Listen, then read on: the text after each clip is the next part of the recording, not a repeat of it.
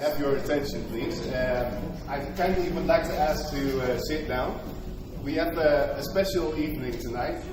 We have a guest, a man here right beside me. His name is Vincent Werner.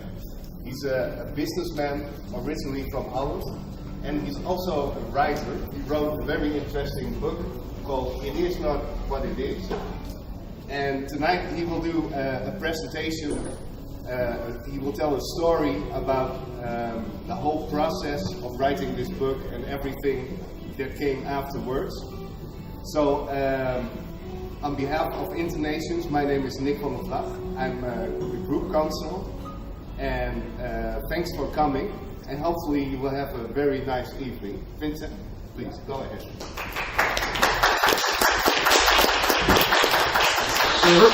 Hi guys, first off, thanks for having me. Nick, thanks very much for the lovely introduction. Now Nick, the event organizer, myself, we were joking a couple of days ago about me wearing a bulletproof vest.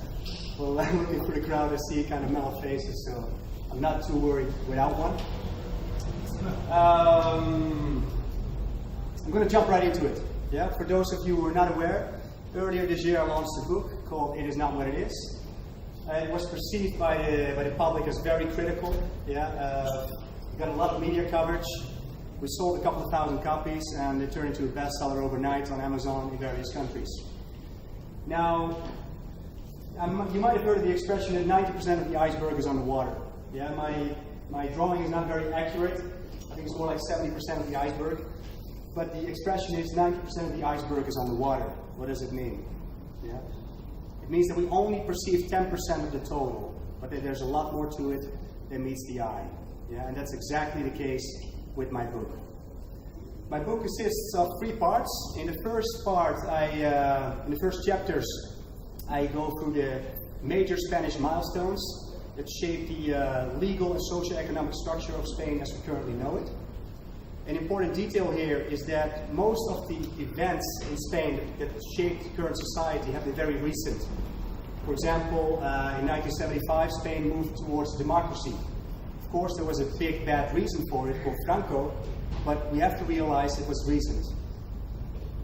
In 1981, Spain accepted the breakup of the holy matrimony, the divorce law, and in 2010, we accepted abortion within the first 14 weeks of conception. Yeah, so all these things have been very recent.